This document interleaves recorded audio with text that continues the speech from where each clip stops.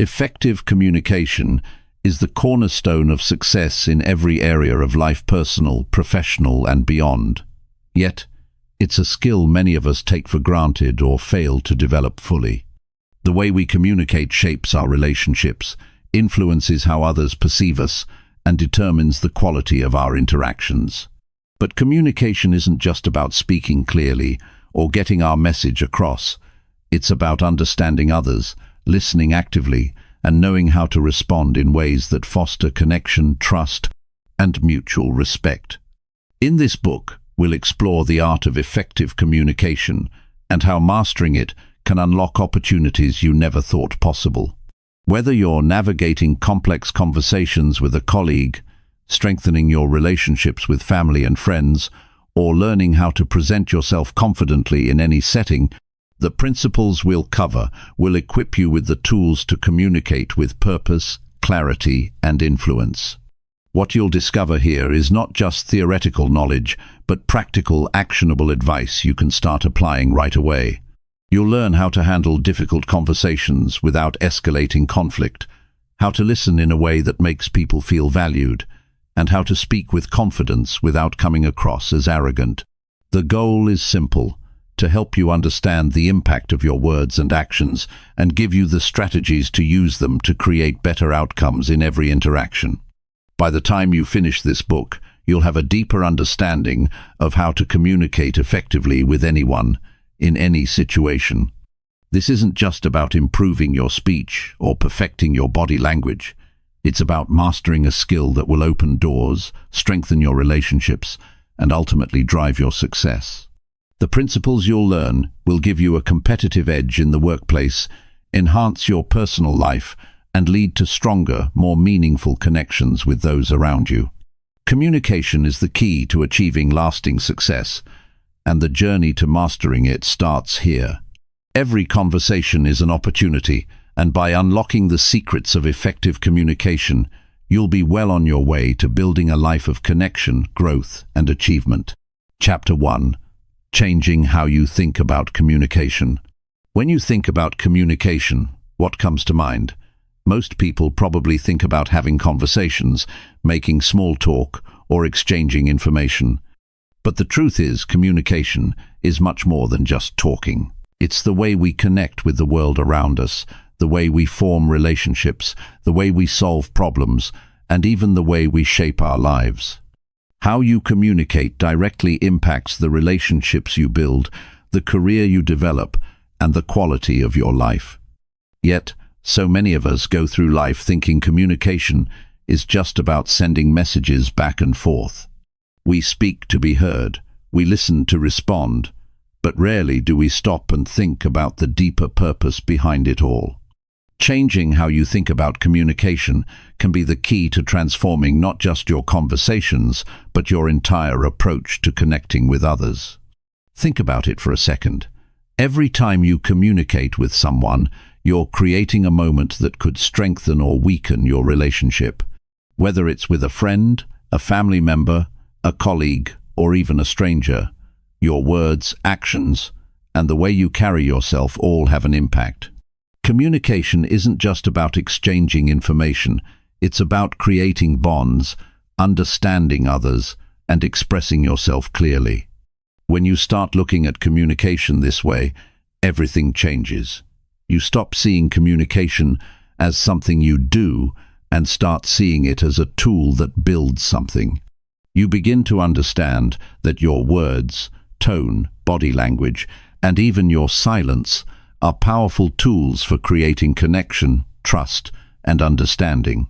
When you speak with intention, every conversation becomes an opportunity for deeper connection and growth. Consider how many times you've had a conversation where you walked away thinking, "I didn't really connect with that person," or "I didn't get my point across clearly," or maybe you've had times when someone else's words made you feel dismissed, misunderstood, or disconnected. We all have these experiences, but often we don't take the time to figure out why. What went wrong? And more importantly, how can we prevent it from happening again? Changing how you think about communication is the first step in becoming more effective in your conversations. It's about realizing that communication is not a one-way street. It's not just about getting your own point across. It's about creating a space where both sides feel heard, understood, and respected. Effective communication is a partnership between two or more people, and it requires active involvement, awareness, and care from everyone involved. In every conversation, the goal should not just be to talk, but to connect. Think about the people you enjoy talking to the most. They aren't necessarily the ones who talk the most or dominate the conversation. In fact, the best communicators are often the ones who listen the most. They know that communication isn't just about sharing your own thoughts. It's about understanding others and building a relationship of trust and respect. When you begin to shift your mindset to this new way of thinking about communication, you'll start to see conversations in a different light. Instead of focusing on what you need to say, you'll start focusing on how you can connect with the other person. What do they need to hear from you? What's the best way to make sure your words are clear and kind? How can you truly understand their perspective and make them feel heard? This shift in thinking doesn't just make your conversations more enjoyable, it also makes them more effective. You'll find that people are more willing to engage with you, more willing to listen, and more willing to open up. They'll feel respected and valued in a way that encourages them to reciprocate the same level of care and understanding. The first step in changing how you communicate is to ask yourself one important question: what do I want to achieve with this conversation? If your goal is to simply be heard, you'll likely only focus on making sure you say everything you need to say. But if your goal is to connect with the other person, you'll start thinking about how to create a back-and-forth exchange where both parties are engaged and the conversation flows naturally. Once you start to look at communication through this lens, you'll realize that every conversation has the potential to be more than just a simple exchange of words. It can be an opportunity to strengthen a relationship, to build trust, or to solve a problem together. And in doing so, you'll be able to make the most out of every conversation, whether it's with a friend, a colleague, or someone you just met. Think about the last time you had a meaningful conversation with someone.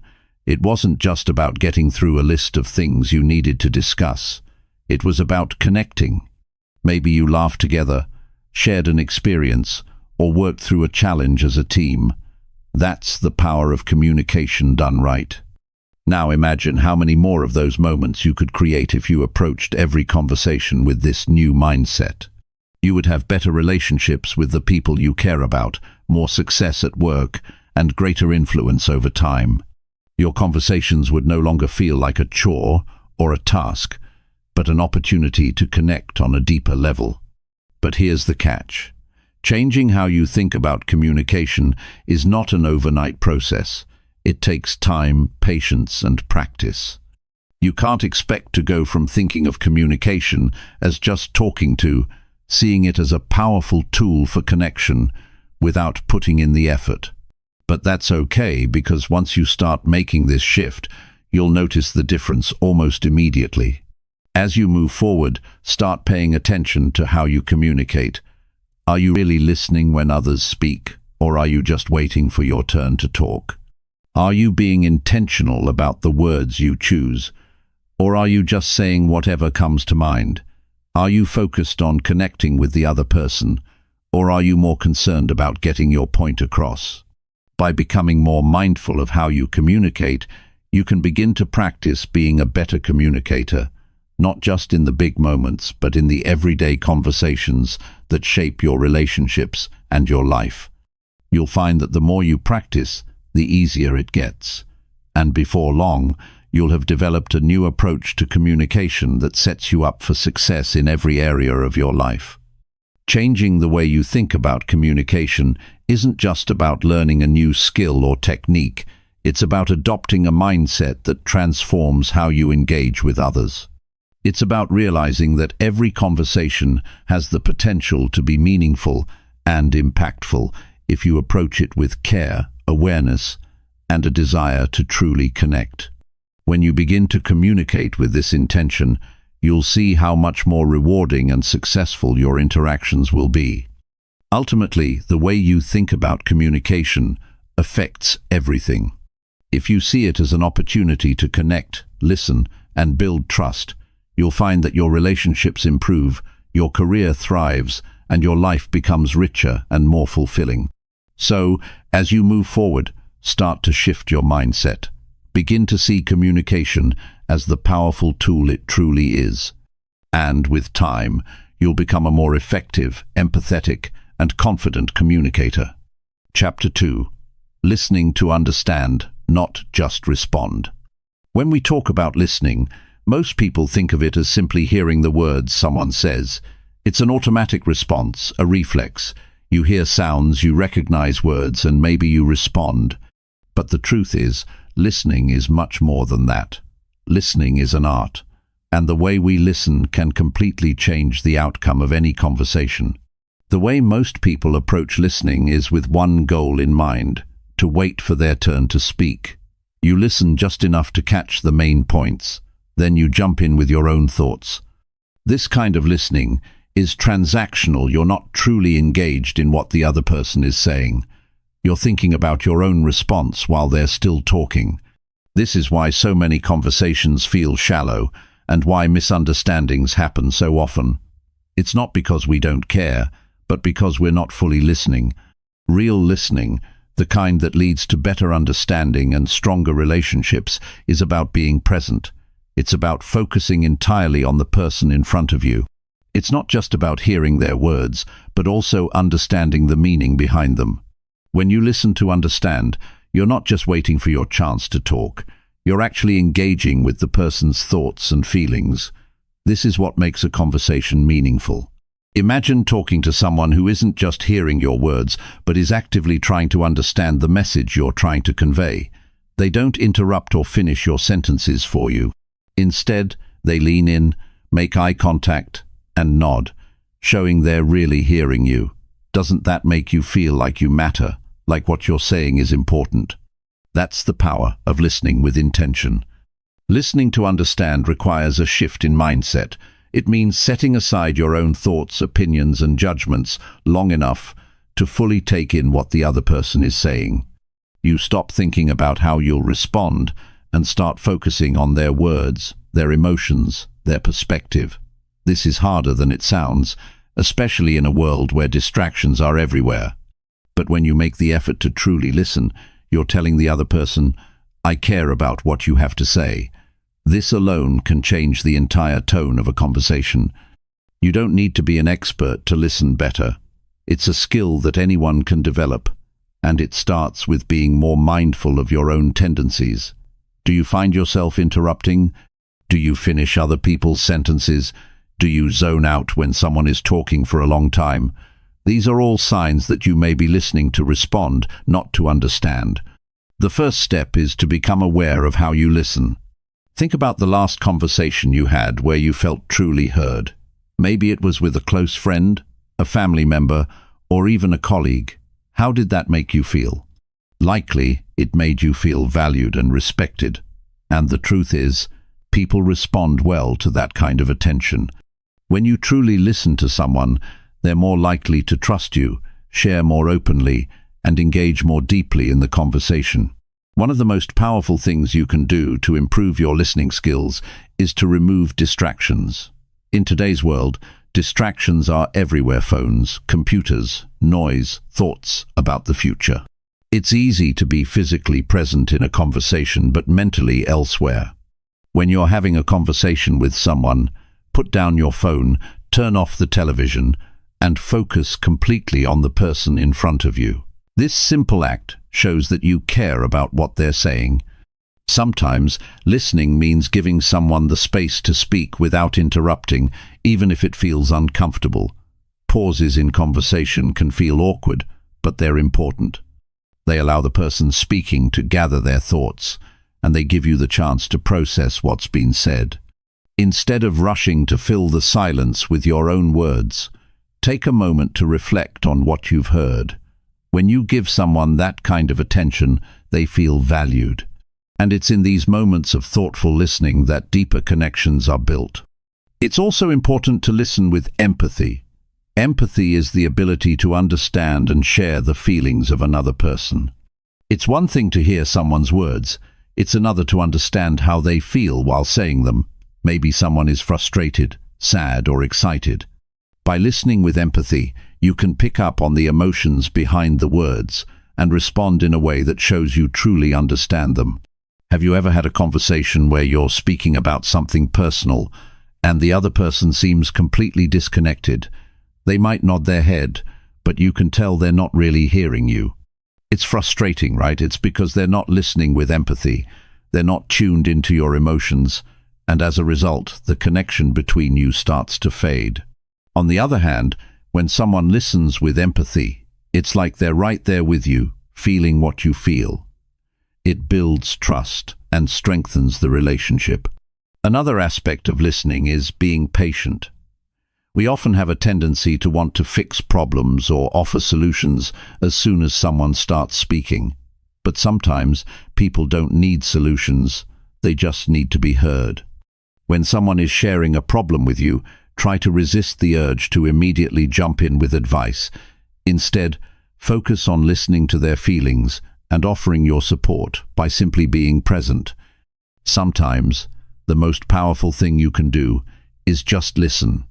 Effective listening also involves asking the right questions. When you listen to understand, you can ask questions that encourage deeper conversation and help clarify the other person's point of view. It's not about interrogation, it's about showing genuine interest in what they're saying. Questions like, "How did that make you feel?" or "Can you tell me more about that?" open the door for deeper discussion and show that you're fully engaged in the conversation. It's easy to think that listening is just passive, that you're just sitting there absorbing information. But the truth is, listening is an active process. It requires your full attention and a willingness to engage. You can't listen to understand if your mind is wandering or if you're already thinking about the next thing you're going to say. It requires discipline and a commitment to truly connect with the person you're talking to. When you listen with intention, you're not just hearing words, you're understanding the person behind those words. Listening to understand also improves your ability to communicate effectively. When you take the time to fully understand someone's point of view, it becomes much easier to respond in a way that's thoughtful and considerate. You can build on what they've said instead of jumping to conclusions or offering irrelevant responses. This makes conversations more productive, less frustrating, and more enjoyable for everyone involved. The power of listening goes beyond just improving conversations. It can also change the way people see you. When you consistently listen with empathy, attention, and care, people begin to trust you more. They'll feel heard and understood, and this leads to stronger relationships, whether personal or professional. People are naturally drawn to those who make them feel seen and valued. So, how do you start practicing listening to understand? It begins with being mindful of your own behavior. Pay attention to how often you interrupt or zone out. Challenge yourself to really focus on the speaker and their message. If your mind starts to wander, gently bring it back to the conversation. Practice empathy by trying to tune into the emotions behind the words. When you listen deeply, you create an environment where people feel safe, valued, and respected. By learning to listen not just with your ears but with your heart and mind, you'll become a better communicator, a better friend, a better partner, and a better leader. You'll find that people open up to you more, share more honestly, and connect with you on a deeper level. And the best part? You'll begin to notice the difference in how your relationships evolve, becoming stronger, more trusting, and more fulfilling. Chapter 3. Your body speaks too. Pay attention. When you're talking to someone, it's not just the words that matter. What you say is important, but how you say it can make all the difference. Communication goes far beyond speech. Your body is constantly speaking, even when your mouth isn't moving. The way you carry yourself, the way you stand or sit, the gestures you use, your facial expressions, these things can either reinforce what you're saying or completely undermine it. Think about it. Have you ever spoken to someone who said all the right things but their body language just didn't match? Maybe their arms were crossed, they weren't making eye contact, or they were looking at their phone while you were talking. Even though the words they were using might have been polite or caring, their body was telling a completely different story. Your body speaks volumes. In fact, it often communicates more clearly than the words you use. Body language has a way of revealing emotions, intentions, and attitudes, sometimes even when you don't realize it. You might be saying one thing, but if your body is saying something else, that's what people will pick up on. It's a natural response. We all do it, whether we realize it or not. If you're telling someone you're interested in what they're saying, but you're slouching or fidgeting, the person you're talking to will likely feel that you're not really engaged. Your body is sending a message that doesn't match your words, and that can lead to confusion or even distrust. This is why paying attention to your body language is just as important as being mindful of your words. If you want to connect with people on a deeper level, you have to communicate clearly with both your words and your body. If your physical cues and verbal cues are aligned, the person you're communicating with is more likely to believe and trust you. But if they're mismatched, it can cause a disconnect. You might say, "I'm fine," but if your posture is tense and your arms are crossed, it's pretty obvious that you're not fine. People tend to trust body language over words because it's harder to fake. The first thing to understand about body language is that it's often unconscious. Most of us don't think about it until we're in a situation where we need to be more aware of it. But once you start paying attention, you'll begin to notice that your body is always speaking. Whether you're sitting in a meeting, having a casual conversation with a friend, or interacting with a stranger, your body is sending signals. For example, eye contact is one of the most important forms of nonverbal communication. When you look someone in the eye, you're not just acknowledging them, you're showing that you're present, engaged, and interested. Avoiding eye contact, on the other hand, can come across as evasive or disinterested. If you're nervous, you might find yourself looking away, but consciously making the effort to maintain eye contact can help you come across as more confident and sincere. It's a small adjustment, but it can make a huge difference in how you're perceived. Another key element of body language is posture. The way you carry yourself tells a lot about your emotional state and attitude. If you're standing tall with your shoulders back and your head held high, you naturally project confidence. People are more likely to take you seriously, and you'll feel more confident too. But if you're slouching or hunched over, you might come across as insecure or disengaged. When you're in a conversation, try to stand or sit up straight. It not only makes you look more open and confident, but it also helps you feel more focused and engaged in the discussion. Your hands can also be a powerful tool in communication. How often do you find yourself using your hands to emphasize what you're saying? Hand gestures can help reinforce your words, making your message more memorable and clear. But, like anything else, too much can be distracting. For example, if you're gesturing constantly while speaking, it might make you seem nervous or like you're trying too hard to communicate something. On the flip side, keeping your hands still can sometimes come across as stiff or overly formal. The key is finding balance. Use your hands to help tell your story, but don't let them overshadow your words. Facial expressions also play a huge role in communication. Think about how often your face gives away your emotions without you even realizing it. A smile can put someone at ease and convey warmth, while a furrowed brow can signal confusion or concern. When someone is talking to you, your facial expressions should align with what they're saying. If they're sharing something happy or exciting, a smile or raised eyebrows can show that you're engaged and happy for them. If the conversation takes a more serious turn, your facial expressions should shift accordingly. Your face is one of the first things people read to understand how you feel about a conversation. Even things like your tone of voice and breathing patterns are part of your body language. The way you speak, whether it's fast and rushed or slow and deliberate, can signal your mood or level of engagement. If your voice is high-pitched and shaky, People might perceive you as nervous or uncertain. If you speak slowly and calmly, you'll likely come across as more confident and in control. Your breath, too, can communicate a lot about your emotions. If you're calm and collected, your breathing will be steady, but if you're stressed or anxious, your breath might become shallow or rapid.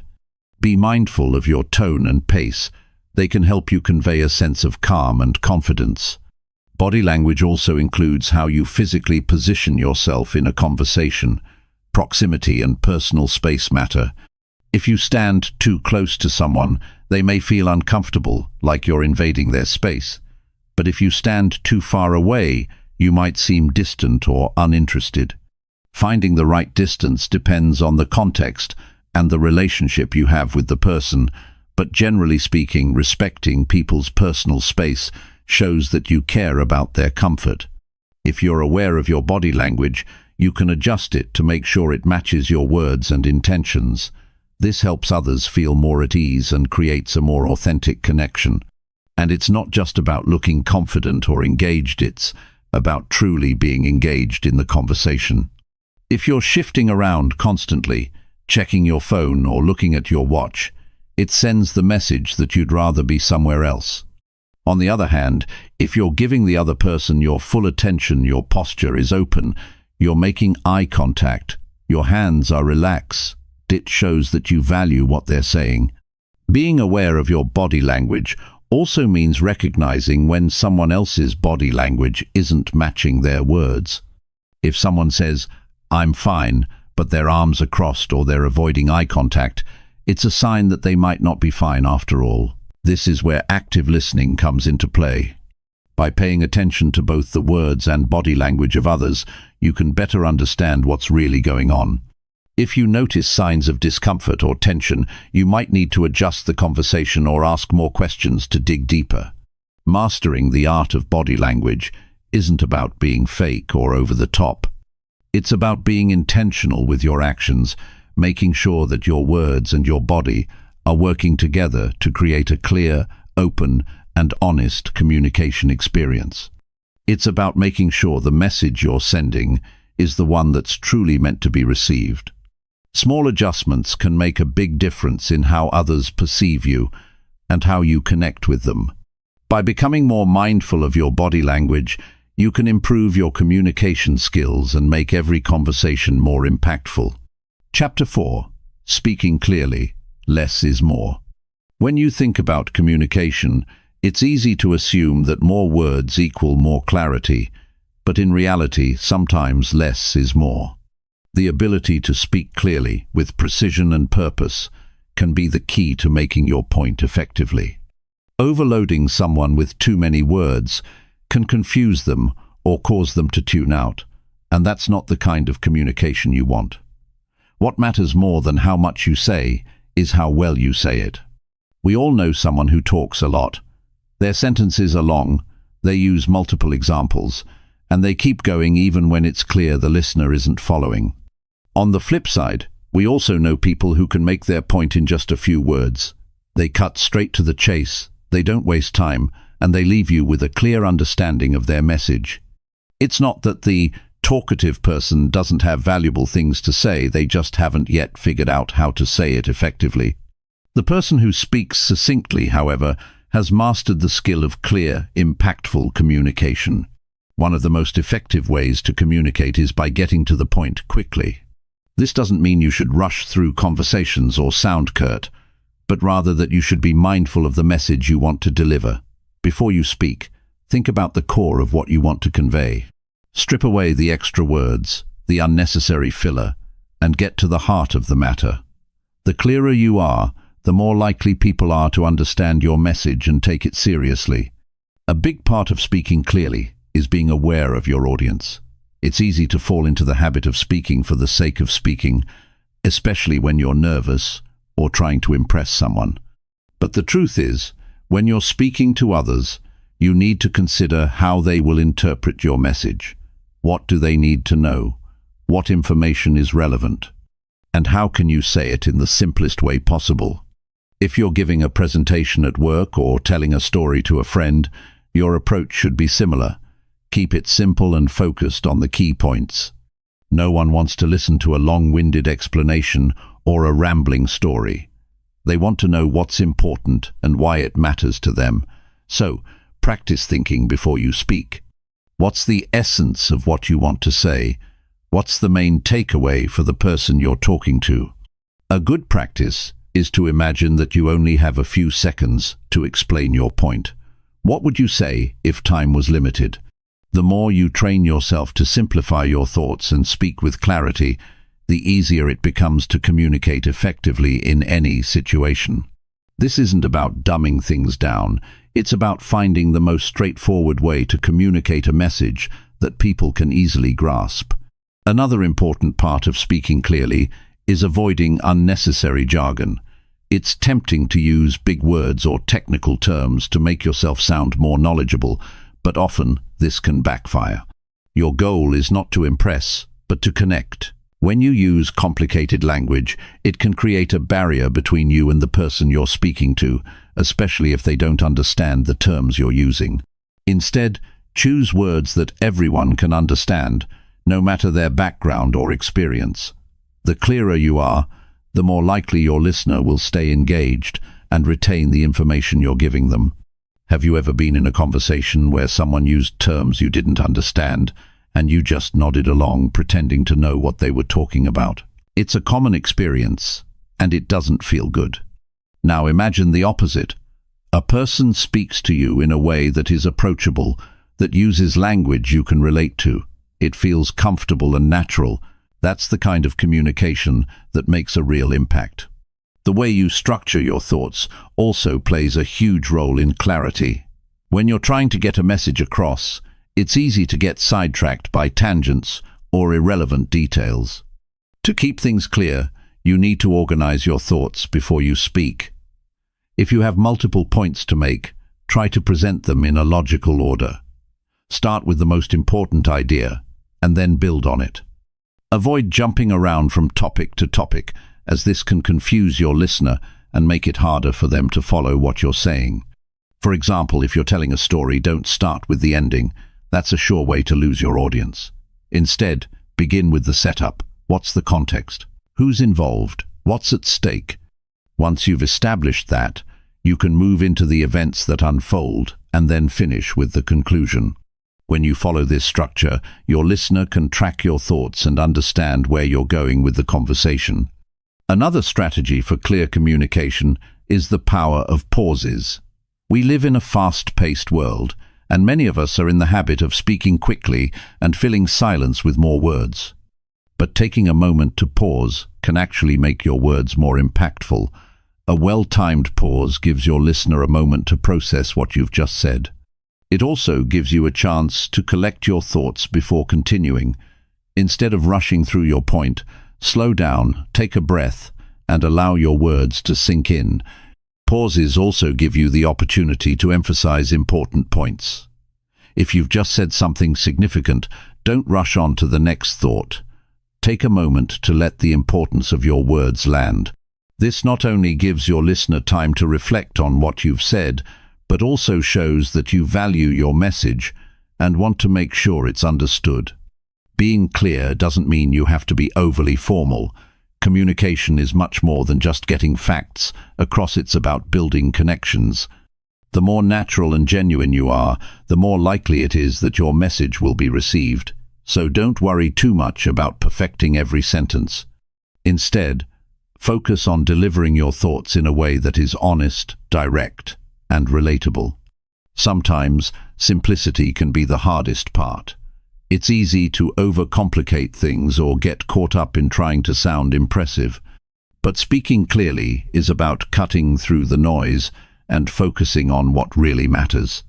The next time you're in a conversation, whether it's casual or important, think about how you can make your message as straightforward as possible. What can you take out? What's unnecessary? Clarity is not about saying everything you know, it's about saying exactly what needs to be said. One more thing to keep in mind is that speaking clearly also means speaking confidently. When you know what you're saying and you've organized your thoughts, you'll naturally feel more confident. And confidence has a huge impact on how your words are received. If you're unsure of yourself, your listener might also feel unsure. But if you speak with assurance, even if it's just by being clear and concise, your message will have more weight. The key to effective communication lies in understanding that less really is more. You don't have to say everything to get your point across. When you speak clearly, with purpose and focus, you not only make it easier for others to understand you, but you also show respect for their time and attention. Whether you're having a casual conversation or delivering a serious message, the ability to speak with clarity can be the difference between being heard and being ignored. So the next time you speak, ask yourself, what's the main idea here? What's the simplest way to say it? When you start answering these questions, you'll find that communication becomes not only more effective, but also more enjoyable. Chapter 5. Handling tough talks without the drama. Difficult conversations are a part of life, whether you're dealing with a disagreement at work, a tough talk with a friend, or a challenging discussion with a loved one. These moments can be uncomfortable, and if handled poorly, they can quickly escalate into something more stressful than it needs to be. But the ability to manage tough conversations effectively is a skill that can transform relationships, both personally and professionally. It's not about avoiding difficult topics. It's about approaching them in a way that promotes understanding, respect, and resolution. The first thing to remember when you're facing a tough conversation is that your mindset matters. If you enter the conversation with the assumption that it's going to be an argument or that the other person will get defensive, it's almost guaranteed that things will go poorly. But if you go in with an open mind, willing to listen and willing to find common ground, the outcome can be very different. The way you frame the conversation in your mind is the first step in how it will unfold. Before you even start the conversation, take a moment to consider the perspective of the other person. What might they be feeling? Why are they reacting the way they are? We often approach tough conversations from our own point of view, assuming that we are right and the other person is wrong. But this can close us off from understanding the true issue. If you make an effort to approach the situation with empathy and an understanding of the other person's perspective, you can significantly reduce the tension and increase the chances of finding a solution. In any tough conversation, it's important to stay calm and composed. When emotions run high, it can be easy to raise your voice, interrupt, or say things you don't really mean. But reacting emotionally only fuels the fire. Instead, take a deep breath and make an effort to keep your emotions in check. If you feel yourself getting angry or upset, give yourself a moment to calm down before you respond. It's not about suppressing your feelings, but rather about taking control of how you express them. This helps keep the conversation from spiraling out of control. When it's time to speak, be clear about your intentions. What do you hope to achieve from this conversation? Are you trying to find a solution? Are you seeking understanding or simply expressing your feelings?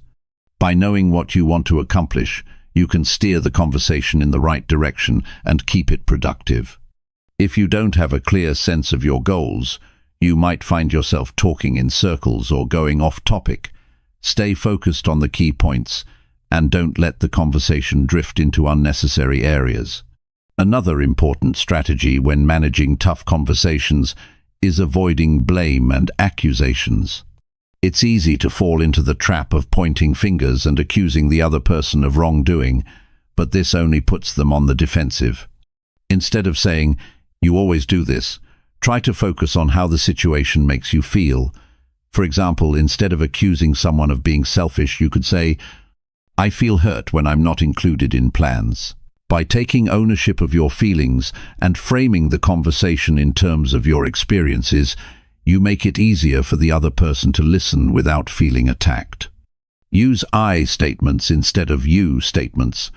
This simple shift in language makes a huge difference. When you say, "You never listen to me," it sounds accusatory and likely to make the other person feel defensive. But when you say, "I feel unheard when I try to talk," it expresses your feelings without attacking the other person. This approach fosters empathy and opens the door for a more productive discussion. Listening is equally important during difficult conversations. It's easy to get caught up in defending yourself or making your point, but true communication involves listening just as much as it involves speaking. Give the other person the space to express their feelings and really listen to what they're saying. This doesn't mean just hearing their words. It means understanding their perspective and acknowledging their emotions. Acknowledge what the other person is saying, even if you don't agree with them.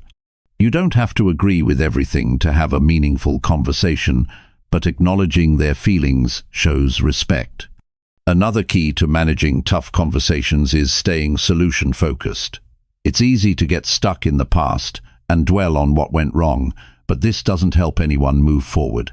Instead of rehashing old arguments, focus on how you can move forward. What changes can you both make to improve the situation? What actions can be taken to prevent a similar issue from happening again? Keeping the conversation centered on solutions helps create a sense of progress and shows that you are both interested in resolving the issue rather than just airing grievances. If the conversation starts to escalate or become unproductive, don't be afraid to take a break. Sometimes a short pause can help everyone collect their thoughts and calm down. This isn't about avoiding the issue. It's about creating the space needed for a more constructive discussion. It's okay to say, "I think we both need a few minutes to cool off before we continue." This shows that you are committed to resolving the issue, but you want to do it in a way that's calm and thoughtful. During difficult conversations, it's important to avoid personal attacks. Name-calling, insults, or belittling remarks will only escalate the situation and cause lasting damage to the relationship. Instead, focus on the specific issue at hand. Keep the conversation respectful, even if you're upset. By addressing the problem, not the person, you maintain a level of professionalism and emotional intelligence that allows both parties to stay calm and productive. Don't forget to acknowledge the other person's perspective, even if you don't agree with it. Showing that you understand where they're coming from doesn't mean you have to agree with them, but it creates an atmosphere of mutual respect.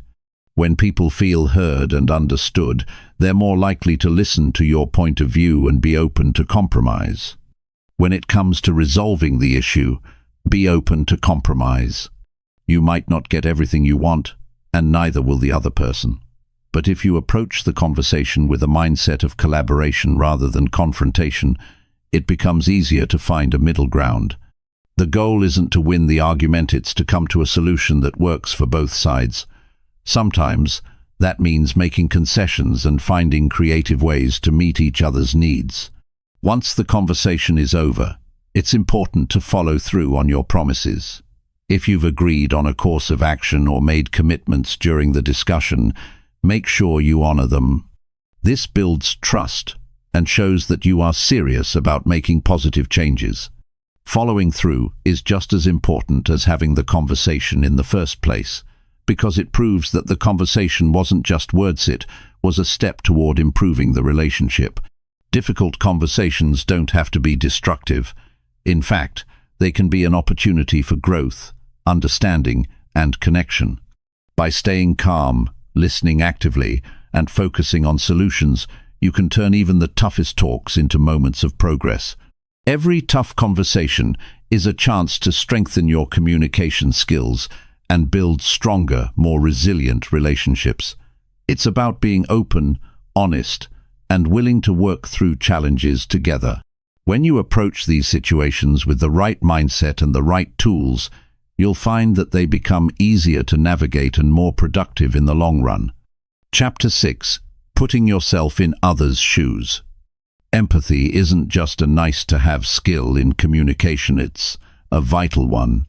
If you want to really connect with others, especially when you're dealing with difficult or complex situations, the ability to put yourself in someone else's shoes is invaluable.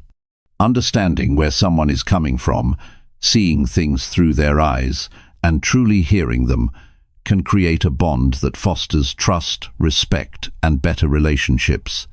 This isn't always easy, but when you learn how to do it effectively, It can transform the way you communicate and interact with others. When you think about empathy, it's more than just feeling bad when someone else is upset. It's about actively trying to understand their feelings, thoughts, and perspective, and responding in a way that acknowledges their experience. Sometimes, it's not even about offering solutions. Sometimes, it's about listening without judgment and allowing the other person to feel heard and validated. Empathy is not about agreeing with everything the other person says or does, but about understanding their emotions and viewpoints, even when they differ from your own.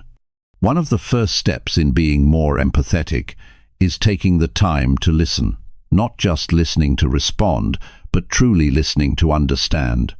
So often, when we're having a conversation, we're already thinking about what we're going to say next. We're so focused on crafting our response that we miss the full depth of what the other person is saying. This can lead to misunderstandings or frustration because the other person may feel that they weren't really heard. Empathetic listening means giving the speaker your full attention, letting them express themselves without interruptions, and focusing entirely on their words. It's about being present in the moment and making the other person feel like their thoughts and feelings are important. When you listen with empathy, it's also crucial to pay attention to non-verbal cues. Sometimes what's left unsaid speaks louder than words.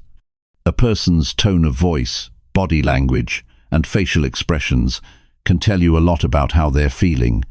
Are they tense, nervous, frustrated? By noticing these cues, you can get a better sense of what the person may be experiencing internally, even if they're not directly saying it. This can help you respond in a way that is more attuned to their emotions and more supportive in nature. It's also important to ask questions that show you're genuinely interested in understanding their point of view. Don't make assumptions. Instead of jumping in with your own ideas or advice, try asking open-ended questions that encourage the other person to share more. Questions like, "How did that make you feel?" Or, "What was going through your mind when that happened?" Invite the person to open up and give you a deeper insight into their thoughts. These types of questions also help the other person feel valued, because it shows that you care about their experience. Another way to practice empathy is by validating the other person's feelings. This doesn't mean you have to agree with them, but simply acknowledging their emotions can go a long way. For example, if someone is upset about something, saying something like, "I can see why you'd feel that way," or "That must be really tough for you," shows that you're recognizing their emotional state and not dismissing it. When someone feels validated, they're more likely to open up and continue the conversation in a productive way. It also helps to reduce the emotional tension that can arise in difficult discussions, because it creates a safe space where feelings are acknowledged instead of ignored or minimized. In some situations, people may not want you to fix their problems. They may just want to be heard, to feel understood. Offering advice too quickly can sometimes be counterproductive, especially if the other person just needs to vent or process their emotions. Instead of jumping straight into problem-solving mode, try simply acknowledging what they're saying and expressing understanding. You might say something like, "I can't imagine how hard that must be for you," or "That sounds really challenging." This allows the person to feel supported without immediately feeling the pressure of having to fix the situation. Empathy also requires a degree of patience. Not everyone is going to open up right away, and sometimes people need time to express themselves. They might not have the right words, or they might be afraid of being judged. By giving them the space they need and showing that you're willing to listen without rushing them, you help build a sense of trust. Patience also helps you avoid jumping to conclusions or reacting too quickly. Often, people just need a moment to articulate their feelings, and with empathy, you can be the person who helps them feel comfortable doing that. There are times, of course, when empathy can be challenging. If you're dealing with someone who is angry, defensive, or upset, it can be easy to slip into a defensive mode yourself. But responding to anger with more anger or defensiveness will only escalate the situation. Instead, try to remain calm Acknowledge their emotions and let them know that you're open to understanding what's behind their frustration. This can help de-escalate the situation and create a more constructive dialogue. By keeping your own emotions in check and responding with empathy, you're setting the tone for a more positive interaction, even when things get tough. Empathy doesn't only apply to difficult conversations, though. It can also enhance everyday interactions. The ability to show empathy in casual conversations can strengthen your relationships, whether you're talking to a colleague, a friend, or a family member. For example, if a friend shares something exciting with you, showing enthusiasm and joy for their success is a form of empathy. On the other hand, if they share something difficult, offering a kind word or simply being there to listen can make a world of difference. The more you practice empathy in everyday interactions, the more natural it will become to bring that same level of understanding and connection into your tougher conversations. When you take the time to understand others, you also begin to understand yourself more. Empathy helps you become more aware of your own feelings and reactions, which can lead to deeper self-awareness. It can also improve your ability to communicate your own needs and emotions, since you've practiced articulating feelings in a way that respects both your own and others' experiences. At its core, empathy is about recognizing the humanity in others. It's about understanding that everyone is dealing with their own challenges, fears, and emotions. When you practice empathy, you're making a conscious effort to connect with others in a way that is compassionate and understanding. In return, you not only strengthen your relationships, but also build a reputation as someone who values and respects the feelings of those around them.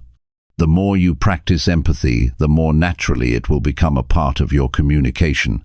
You'll start to notice the subtle cues people give off, the emotions that lie beneath their words, and the deeper meaning behind their actions. By being attentive, patient, and open to understanding, you'll find that your relationships become more meaningful and your ability to communicate improves. Empathy is a powerful tool that has the potential to transform how you connect with others and ultimately to build stronger, more positive relationships in every area of your life. Chapter 7. Practice makes perfect. Improving every day.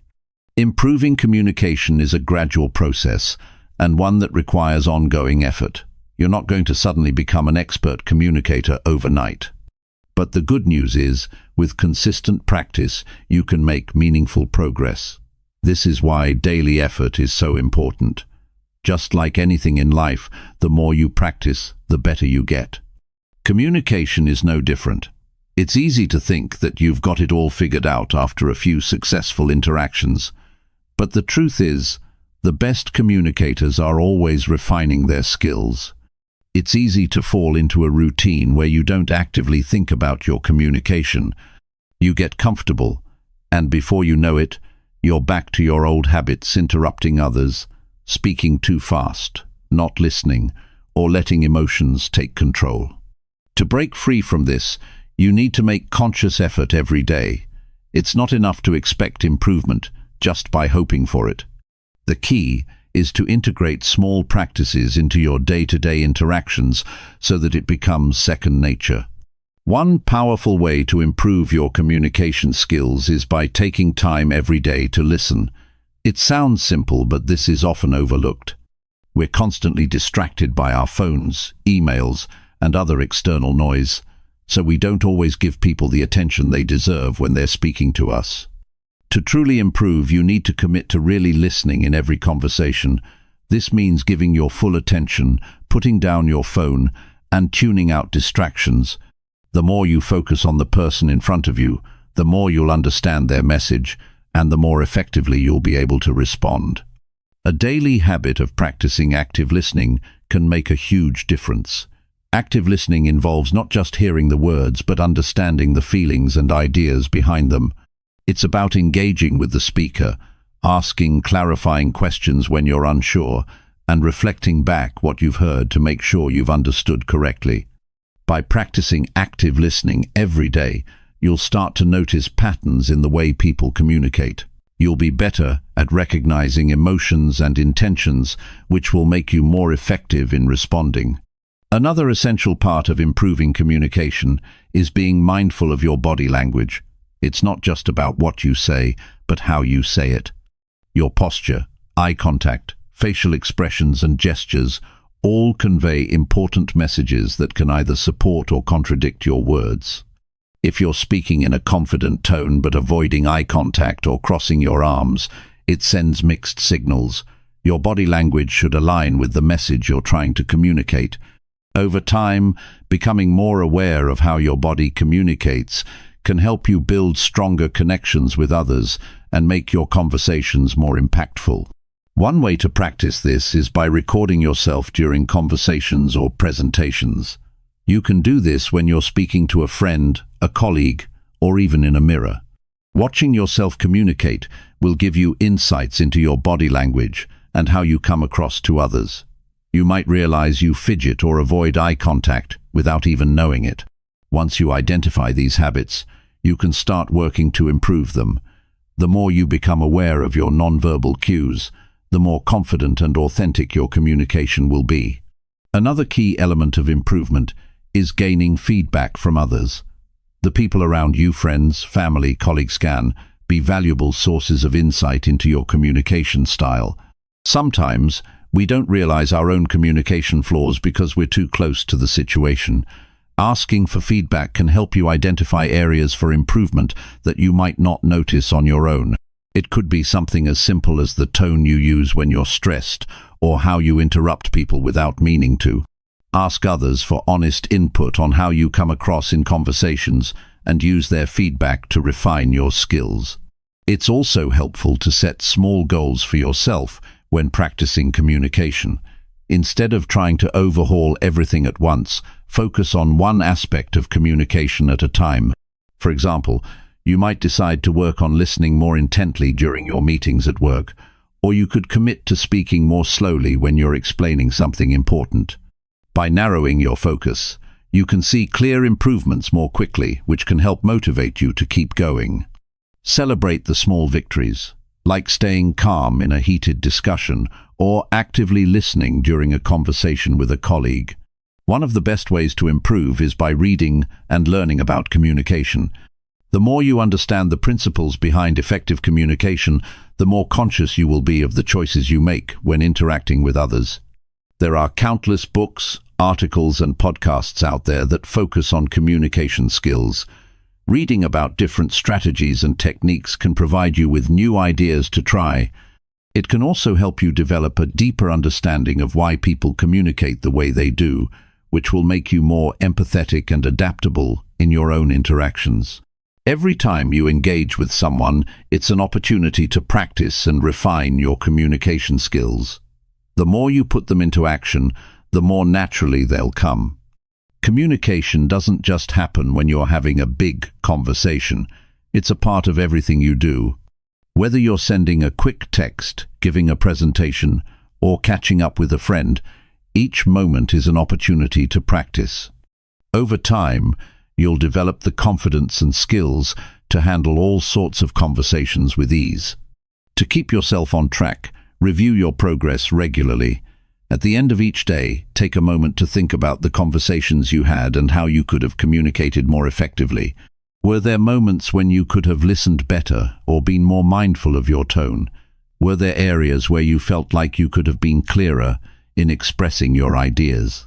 Reflecting on your daily interactions helps you identify areas for improvement and make small adjustments for the future. The more you review your progress, the faster you'll grow as a communicator. Remember, improvement doesn't always happen in leaps and bounds. Sometimes it's a matter of small, consistent changes that accumulate over time. You may not see huge changes right away, but every day you put in the effort, you're making progress. Just like working out, it's the steady, consistent effort that pays off in the long run. So don't get discouraged if you don't notice drastic changes immediately. Keep practicing, stay patient with yourself, and trust that the work you put in today will pay off tomorrow. The journey to better communication is a lifelong process. It's not something you can master, and then stop practicing. The best communicators continue to learn, grow, and refine their skills throughout their lives. So make it a daily habit. Engage fully in every conversation, listen attentively, be mindful of how you're presenting yourself, and continue seeking feedback from those around you. Over time, these small efforts will add up and make you a more confident, effective communicator. And when you communicate better, you'll notice that your relationships, both personal and professional, will grow stronger and more meaningful as a result. Chapter 8. Be yourself. Authentic communication wins. When it comes to communication, one of the most powerful things you can do is be yourself. Authenticity is key. If you're trying to communicate in a way that feels forced or doesn't align with who you are, people can sense that, and when they do, it creates a disconnect. Whether you're speaking with friends, family, co-workers, or even strangers, the more authentic you are, the more effective your communication will be. It's that simple. But being yourself isn't always easy, especially when you feel pressure to fit in or to present a certain image. It's natural to want to impress others, to speak in a way that makes you seem smarter or more put together, or to sound like someone you admire. But trying to be someone else or pretending to know more than you do only leads to confusion and a lack of genuine connection. It's not sustainable. If you want your conversations to be meaningful, they need to be real. They need to come from a place of honesty and openness. Authenticity in communication isn't just about being true to yourself. It's about being vulnerable. Being real means showing up as you are, flaws and all, without trying to hide behind a facade. It's okay to admit when you don't know something, or when you're confused. It's okay to express uncertainty or to ask questions. In fact, people often appreciate it when you're willing to be vulnerable and admit your limitations. It makes you more relatable. When you're authentic, you're giving others the permission to be authentic too. You create a space for openness and honesty that allows for deeper, more genuine connections. In the process of becoming more authentic, it's important to acknowledge the difference between being yourself and being selfish. Authentic communication doesn't mean saying whatever comes to mind without consideration for the other person's feelings. It's about sharing your thoughts and feelings honestly, but in a way that respects others. Being yourself doesn't mean disregarding someone else's perspective or dominating the conversation. It means expressing yourself in a way that is clear, respectful, and considerate. Communication is a two-way street. The goal isn't just to express your own thoughts, but also to listen and understand the other person's. Being authentic also involves being transparent. You don't have to hide your intentions, your beliefs, or your values. When you speak from a place of honesty, your words carry more weight. People trust you more when they know you're being straight with them. This doesn't mean that you should say everything that comes to your mind sometimes. Discretion is necessary, but it does mean being true to your feelings and thoughts.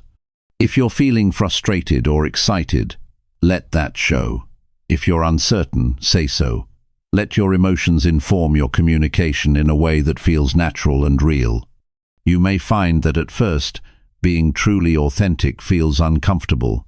It can feel risky, especially if you're used to filtering yourself or putting on a certain persona. But over time, the more you practice being authentic, the more comfortable it will become. When you start speaking in a way that is true to who you are, your confidence grows. And the more you communicate from a place of authenticity, the easier it becomes to build trust with others. People will start to appreciate your honesty and clarity. They'll feel like they know the real you, and that connection will deepen. One of the most significant benefits of authentic communication is that it leads to stronger relationships. When you communicate in a way that is open and genuine, it invites others to do the same. You create a dynamic where both parties feel free to express themselves without fear of judgment. It makes conversations more comfortable, more natural, and more meaningful. Whether you're talking to a friend, a romantic partner, or a colleague. Authenticity fosters an environment where both people feel heard, understood, and valued. Sometimes, though, you might worry that being too authentic could make you vulnerable or expose you to judgment. This fear is natural, but the truth is, people are often more accepting than we give them credit for. Being authentic doesn't mean being overly blunt or sharing every thought that crosses your mind. It's about showing up as you are, in a way that feels genuine and respectful. When you show up as your authentic self, you're actually allowing others the space to do the same. Vulnerability can lead to deeper connection, not less. It shows that you trust the other person and value the relationship enough to be real with them. There's also the idea that authenticity comes with a certain courage. It's not always easy to speak your truth, especially if it goes against the norm or if you fear judgment. But the more you practice being yourself, the more natural it becomes. It takes courage to share your thoughts, especially when you're unsure of how they will be received. But once you realize that true connection comes from honesty and openness, it becomes easier to embrace that courage. The strength you gain from being true to yourself is unmatched. It's liberating to know that you don't have to hide parts of yourself in order to connect with others. Authentic communication also means understanding your values and communicating them clearly. When you understand what matters to you, you can communicate more effectively because you won't be swayed by outside pressures. Knowing your own values gives you clarity in conversations and helps you avoid getting lost in others' expectations. It's about standing firm in what you believe while also being open to hearing and understanding others' perspectives. When you're grounded in your values, your communication has direction, and it's easier to communicate with integrity. Being yourself also helps you stay consistent in your communication. When you're authentic, there's no need for confusion. You're not pretending to be someone you're not, so your words match your actions. This creates consistency, and consistency builds trust. People can rely on you to be the same person every time they interact with you. This reliability strengthens relationships, whether it's in your personal life or at work. At the same time, there's a balance to be found. You can be authentic without being abrasive. Being yourself doesn't mean disregarding the social context or ignoring the feelings of others. It's about being aware of the situation and adapting when necessary. Sometimes being authentic means showing restraint or being tactful. It doesn't mean you say everything on your mind, but it does mean that what you do say is true to who you are and aligned with your values. The more authentic you are, the easier it will be to have meaningful conversations. People will respect you more because you're not putting on an act, and they'll feel more comfortable around you. This fosters a deeper level of trust and connection, and in turn, it leads to better communication because both sides are coming to the table with a sense of openness and honesty. Over time, you'll see that when you communicate from a place of authenticity, the rewards are clear. You'll build stronger, more genuine relationships with others. Your conversations will be more fulfilling because they'll be rooted in truth. And most importantly, you'll feel a sense of peace because you know you're being true to yourself and to those around you. Authenticity in communication doesn't just make you a better communicator, it makes you a better person too. Chapter 9. Speaking with confidence, not arrogance. When you're in a conversation, how you present yourself speaks just as loudly as the words you say. Confidence in communication isn't about being the loudest person in the room or dominating the conversation. It's not about pretending you know everything or coming across as an expert when you're not. True confidence in communication comes from being clear, composed, and comfortable with what you're saying. It's about owning your words and your message without overcompensating or feeling the need to impress. A confident communicator doesn't fumble through their thoughts or try to hide uncertainty. They embrace their ideas and express them clearly. The key to speaking with confidence is knowing that your thoughts and opinions are valid, even if they don't align with others. Confidence comes from within. It's an inner belief in your ability to communicate effectively, regardless of the situation. Whether you're speaking to a friend, a colleague, or an audience, you need to believe that what you have to say matters. One of the easiest ways to convey confidence is through your tone of voice. The way you say something can completely change how it's received. If you speak too quickly or with hesitation, it can make you seem uncertain. But when you speak slowly, with purpose and clarity, your words carry more weight. You don't have to shout or over-exaggerate, but a calm, steady tone can go a long way in conveying confidence. Pay attention to how you speak. Are you rushing through your sentences? Are you soft-spoken to the point of being hard to hear? Practice speaking in a clear, controlled voice that reflects confidence without sounding forced. Body language is another crucial part of confident communication. If you're speaking with your arms crossed or looking at the floor, you're sending a message of uncertainty or disinterest. Confident people stand tall, make eye contact, and use gestures to emphasize their points. Even small things, like uncrossing your arms or leaning slightly forward, can make a big difference in how your message is received. When you're confident, you're more likely to engage with others. You'll notice that people are more likely to respond positively when you're open, approachable, and present in the moment. Another element of confidence is not being afraid to pause. It's easy to fill every silence with words, but sometimes taking a moment to pause can show that you're composed and in control. Pauses allow you to collect your thoughts, emphasize a point, or simply give your listener time to absorb what you've said. A well-timed pause can create a sense of anticipation, drawing people in and making them pay closer attention to your words. Don't be afraid of a little silence. Sometimes it's the most powerful part of a conversation. The way you prepare for conversations can also affect your confidence. If you know you're going into a discussion where you'll need to present ideas or address a difficult topic, preparation is key. Think about what you want to say ahead of time and try to anticipate any questions or objections that might come up.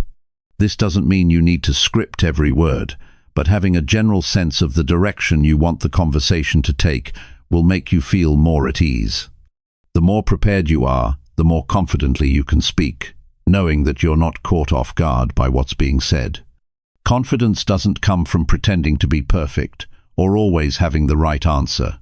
It comes from accepting that mistakes happen and being okay with them. When you make a mistake or say something wrong, it's okay to admit it. A confident communicator doesn't crumble under pressure. They acknowledge their mistakes and move forward. This ability to accept imperfection actually makes you more relatable and trustworthy. People appreciate someone who is genuine and willing to admit when they're wrong, rather than someone who tries to cover up mistakes or deny them. When you speak with confidence, you naturally build credibility. People are more likely to trust you and take you seriously when you speak in a calm, assured manner. You might not always be the most knowledgeable person in the room, but when you communicate with confidence, people will listen. Confidence in communication is about trusting your own voice and allowing your message to be heard. Whether you're sharing an opinion or providing information, confidence helps others believe in your ideas. There's also the idea of finding your authentic voice. This is a huge part of speaking confidently. You might think of confidence as something that comes from mimicking others, maybe a colleague who always speaks with authority, or a public figure who never seems nervous. But the truth is, real confidence comes when you stop trying to imitate someone else and just embrace your own style. Your voice is unique to you, and that's where your true confidence lies. When you speak in a way that feels natural to you, your confidence will shine through, and your message will resonate more. Sometimes people get the idea that confidence means being assertive all the time, always pushing your ideas, always standing your ground. But confident communication doesn't mean being aggressive or domineering. It's about assertiveness without aggression, knowing what you want to say and expressing it clearly, while still respecting others' viewpoints. It's about stating your thoughts with assurance, without overpowering others in the conversation. Confidence isn't about winning an argument or proving someone else wrong. It's about expressing your thoughts with clarity and conviction while still being open to dialogue. If you struggle with confidence in certain situations, such as public speaking or giving presentations, you can improve over time by practicing. Start small, whether it's speaking up in a meeting or voicing your opinion in a casual conversation. Gradually, these small acts of speaking confidently will build up, and you'll notice that you're more comfortable in higher stakes situations as well. Public speaking, for example, is something most people find intimidating at first, but it becomes easier with repetition. The more you put yourself in situations where you need to speak, the more your confidence will grow. You can also work on confidence in non-verbal communication. Much of how you communicate is not through your words, but through your body language, facial expressions, and the energy you bring to the room. Even the way you walk into a room or how you make eye contact can communicate confidence. It's not just about what you say, it's about how you present yourself. The more you are mindful of these non-verbal cues, the more confident you'll appear to others, which in turn will make you feel more confident inside. Confidence in communication isn't something that comes automatically for everyone, and it's not something that can be forced. But the more you practice, the easier it becomes. Confidence grows with each interaction. It comes from feeling comfortable in your own skin and embracing your own voice. It's about trusting that what you have to say matters and that you deserve to be heard. You don't have to be the loudest person in the room or the one who has all the answers. True confidence comes from owning your words, expressing them clearly, and allowing others to hear your thoughts without fear or hesitation. Over time, as you continue to practice confident communication, you'll start to see it transform your relationships, both personally and professionally.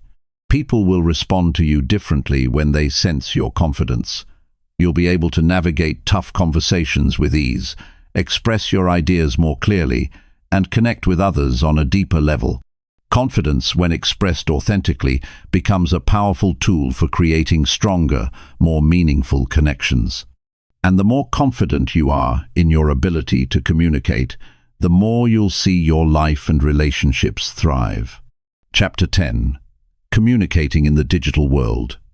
Communication in the digital world is a whole different ballgame. Gone are the days when face-to-face conversations were the norm. Today, much of our communication happens through text messages, emails, social media posts, and even video calls. While these platforms offer us incredible opportunities to connect with others, they also come with their own set of challenges. Understanding how to communicate effectively in this digital space is essential, and it requires a shift in mindset and approach. One of the biggest differences between in-person communication and digital communication is the lack of non-verbal cues. In face-to-face interactions, we rely on body language, facial expressions, and tone of voice to gauge how someone is feeling or what they truly mean.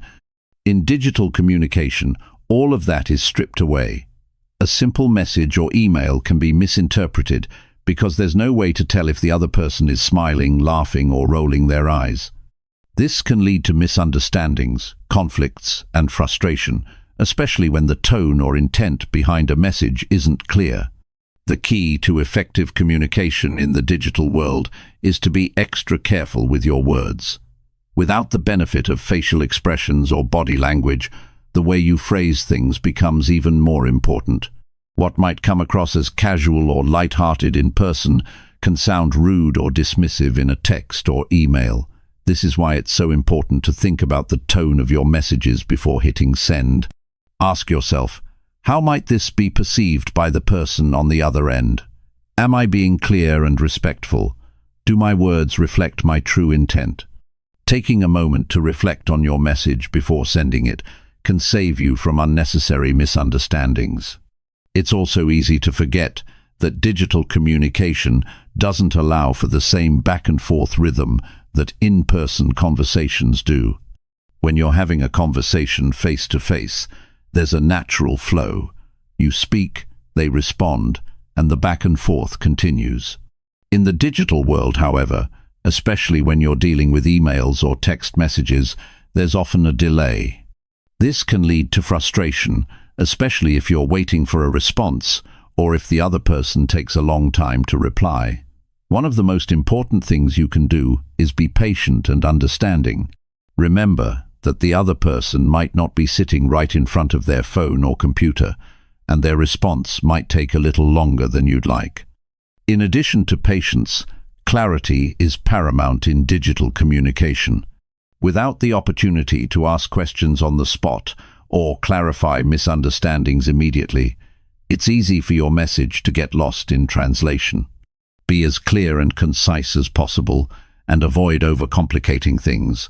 It's tempting to include lots of details or explanations, but the more you write, the more potential there is for confusion. Stick to the main points and ensure that your message is easy to understand. If you're making a request or giving instructions, break things down step by step to avoid any ambiguity. Another challenge with digital communication is the risk of misinterpretation. When you don't have the full range of vocal tone and body language to support your message, it's easy for someone to misread your words. For example, a short, blunt message can come across as rude or impatient, even if that wasn't your intention. Emojis, GIFs, and punctuation marks can help convey tone, but they can't always capture the full meaning. If you're ever in doubt, it's worth considering whether a phone call or video chat might be a better option for a more sensitive or important conversation. Sometimes it's easier to understand someone's tone or intent when you can hear their voice or see their face. The digital world also creates an environment where communication is often asynchronous. In other words, you may not always be communicating in real time, and that can create problems, especially when you're trying to coordinate with others. For example, in a work setting, emails or project management platforms might not provide instant responses, which can slow things down. It's essential to manage expectations in this space. If you need an immediate response, make sure to note that in your message. Use phrases like, "Please reply as soon as possible," or "Looking forward to your response today." Conversely, if you don't need an immediate reply, let the other person know that they can take their time to respond. Context plays a significant role in digital communication, and without it, things can get easily misunderstood. When you're sending a message or email, be aware of the context in which you're communicating. Are you responding to a work email? Are you having a casual chat with a friend? The context will dictate the tone and level of formality your message should have. A message to a colleague might require a more formal tone, while a text to a close friend can be more relaxed and informal. Misjudging the tone of your message based on context can lead to awkward situations or confusion. In professional settings, it's often better to err on the side of caution and use a more formal tone. In personal settings, you can be more informal, but even then, consider how your words might be received. One major advantage of digital communication, though, is that it gives you time to think. In a face-to-face conversation, you often have to respond quickly, which can sometimes lead to missteps or regrets. In digital communication, you have the luxury of taking a moment to consider your response. If you're feeling emotional, it can be helpful to step away for a while before responding to an email or text message. This pause gives you the chance to think more clearly and respond in a way that you won't regret later. It's also important to take your time to process information before replying. If you're reading a message that triggers an emotional reaction, give yourself permission to pause and reflect before firing back a response. Timing is also crucial in the digital world. Some messages are time-sensitive, and responding in a timely manner can prevent unnecessary delays or complications. In work settings, for instance, delayed responses can slow down progress and create frustration. On the other hand, in more casual or personal conversations, waiting a little longer to respond may be perfectly fine.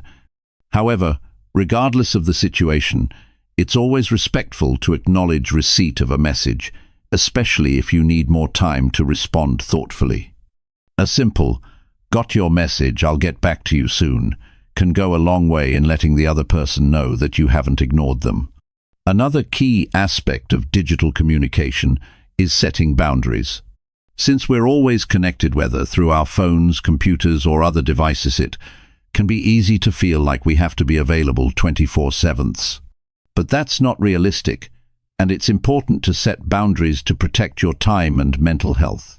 Be clear with others about when you're available to respond and when you're not. If you don't want to be bombarded with messages late at night or on weekends, let people know. Setting these boundaries helps you maintain control over your time and allows you to engage in digital communication without feeling overwhelmed. At the same time, digital communication can create opportunities for stronger relationships. Being able to reach out to someone at any time, whether through a quick text or a message on social media, allows us to maintain connections with people who may live far away or whom we don't see often. Digital platforms can keep relationships alive in ways that weren't possible in the past. However, the key is to remain intentional with how you communicate. Even though you're using digital tools, the goal should always be to foster genuine, meaningful connections. Whether you're texting a friend, responding to an email, or engaging on social media, the way you communicate should still reflect the values of kindness, respect, and authenticity. Ultimately, successful communication in the digital world is about being mindful of how you present yourself through your words. Whether you're typing a quick text, crafting a professional email, or sending a social media post, the goal is always the same: clear, respectful, and thoughtful communication. In the digital world, where so much of our communication happens online, it's easy to overlook how powerful words can be. But if you approach each interaction with intention, patience, and clarity, you can navigate the challenges of digital communication and use it to build stronger, more meaningful relationships. Chapter 11. Reading between the lines. When you communicate with someone, what they say is only part of the story. It's just as important to listen to what's not being said, the things hidden beneath the surface, between the words. This is where reading between the lines comes in. It's about tuning into the subtle signals that others give you, their body language, tone of voice, facial expressions, and even the pauses in conversation. These cues tell you things that words alone cannot express, and understanding them can dramatically improve your communication. People don't always say exactly what they mean. They might be too afraid to speak up, unsure of how to express themselves, or even trying to protect someone else's feelings. In these moments, you need to be a little detective. It's about being observant and sensitive to the underlying emotions, motives, and intentions that lie behind someone's words. This doesn't mean jumping to conclusions or reading too much into things, but rather looking for signs that can help you better understand where the other person is coming from. For instance, imagine you're having a conversation with a coworker about a project that's behind schedule. On the surface, they might simply say, "We're working on it, but there are some delays." You could take that at face value and move on, but if you pay attention, you might notice that they're avoiding eye contact, speaking quickly, or fidgeting nervously. These small physical cues suggest that something deeper might be going on. Maybe they're frustrated or worried but don't want to admit it. By noticing these signs, you can adjust your response, asking more thoughtful follow-up questions or offering support in a way that addresses their real concerns. Reading between the lines can also help you detect hidden emotions. Sometimes, people say one thing but feel something entirely different. A person might tell you they're fine when they're clearly upset, or they might agree to something even though you can tell they're not completely on board. These moments require you to read between the lines and recognize that their words are just the surface. How they say it, the hesitation in their voice, the way their eyes dart around, the tightness in their posture could reveal that they're not being fully open. By picking up on these signals, you can approach the situation with more empathy and understanding. Tone of voice is an especially powerful tool when it comes to reading between the lines. The same words can convey completely different meanings depending on how they're said. A simple phrase like, "I'm not angry," can have a very different impact depending on whether it's said with a calm, soothing voice or with a sharp, defensive tone. Often, the emotion behind the words is in the tone itself, not the content of the sentence. This is why it's so important to listen with not only your ears but your whole body. You can tell when someone's tone doesn't match their words, and that's your clue that there's more going on than meets the eye. Another important thing to consider when reading between the lines is context. What's going on in the person's life or the situation around them? Context plays a huge role in how we communicate. Someone who is stressed at work or dealing with personal issues may not communicate as clearly or effectively as they normally would. They might seem distracted, curt, or even short-tempered. But if you're aware of the context, you can interpret their words with more understanding. Instead of taking their frustration personally, you can see it for what it likely is: stress manifesting in their communication. Understanding the bigger picture allows you to approach these situations with more patience and compassion. People also communicate through their silences, which are just as revealing as their words. A long pause in a conversation often means that someone is thinking carefully about their response, weighing their options, or perhaps even trying to gather the courage to say something they're unsure about. In some cases, silence might also indicate discomfort, confusion, or a desire to avoid a topic. When there's a pause, it's easy to jump in with your own response, but if you wait a moment, you might discover that the person is still processing their thoughts. This can create an opening for a deeper, more meaningful conversation. The key to reading between the lines is patience and empathy. You need to be willing to go beyond surface-level conversation and pay attention to what's happening around the words. People don't always know how to express their feelings or what's going on in their minds, and that's where you come in. By being sensitive to these cues, you can gain deeper insights into their emotional state and respond in a way that's thoughtful and supportive. In a professional setting, being able to read between the lines is essential for effective teamwork and leadership. If you're a manager, for example, picking up on subtle signals from your employees can help you understand their concerns, even if they're not expressing them directly. If an employee seems distracted or stressed but isn't vocal about it, recognizing that can prompt you to offer assistance or check in with them. It shows that you care about more than just the work they produce. You care about their well-being. By doing this, you build trust and create an environment where people feel comfortable opening up when they need support. But reading between the lines isn't just for professional settings. It's also crucial in personal relationships. In your interactions with family and friends, being able to pick up on subtle clues can deepen your understanding of their emotional world. For example, a friend who is always upbeat and positive might suddenly seem withdrawn or quiet. On the surface, they may say everything is fine, but by noticing their change in energy, you can ask more gently, "Is everything okay?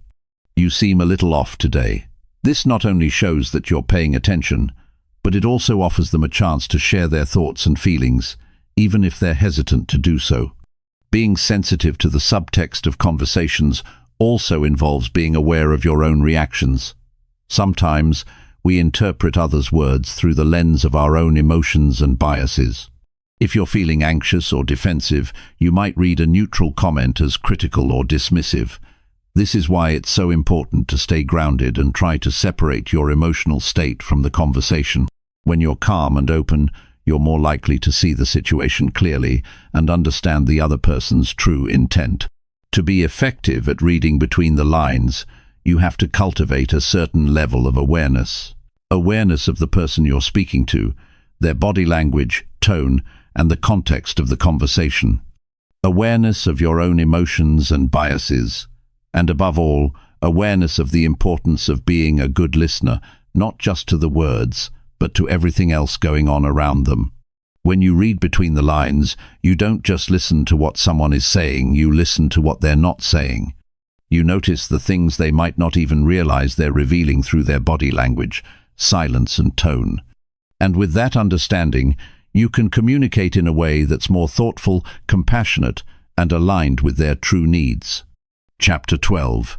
Giving feedback that helps. When it comes to giving feedback, many people approach it with a sense of trepidation. No one likes to feel criticized, and no one enjoys delivering negative feedback either. But the reality is, feedback, when delivered correctly, can be one of the most powerful tools for growth, improvement, and stronger relationships. The challenge is learning how to give feedback in a way that is constructive, helpful, and promotes positive change, without causing defensiveness or discouragement. The first thing to understand about giving effective feedback is that it's not about the person, it's about the behavior or the action. When feedback is given as a judgment of someone's character, it often leads to hurt feelings and resistance. However, when it focuses on actions or outcomes, it's easier for the person receiving the feedback to see it as something they can change or improve. For example, instead of saying, "You're always late," which might feel like an attack on someone's character, it's better to say, "I've noticed you've been coming in after the start of the meeting recently. Is there something going on that we can address?" This shifts the conversation from being about the person's flaws to addressing a specific behavior that can be improved. Clarity and specificity are key. Feedback that is vague or general is often unhelpful. If someone doesn't know exactly what they did wrong or what they could do differently, they can't take meaningful steps to improve. Instead of saying something like, "Your work needs improvement," try to give clear, actionable advice. The report you submitted had several sections that were unclear, and there were some important details missing. Next time, it might help to double-check the data and make sure all relevant information is included. When feedback is clear, the person receiving it knows exactly what needs to be done to make improvements, and they feel empowered to take action. Another important element of effective feedback is timeliness. The sooner you give feedback, the more likely it is to be helpful.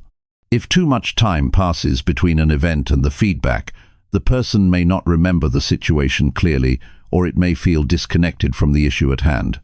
In some cases, waiting too long can make the feedback feel like a criticism rather than a constructive tool for improvement. For example, if an employee gives a presentation with a few mistakes, providing feedback immediately after the presentation allows them to correct the issues and apply the feedback in real time. If you wait until a week later, the impact of the feedback diminishes, and they may struggle to make the connection between the feedback and the specific behavior.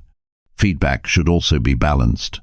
This doesn't mean giving someone praise just to soften the blow of criticism, but it does mean making sure to highlight the things that were done well, in addition to pointing out areas for improvement. This creates a more supportive atmosphere, where the person receiving feedback feels acknowledged for their strengths, rather than feeling like they're only being criticized. A simple structure like the sandwich method, where you begin with positive feedback, then discuss areas for improvement, and end with something encouraging, can be very effective. However, be careful not to use this approach in a way that feels formulaic or insincere. The goal is to make the feedback balanced and constructive, not just to sugarcoat the criticism.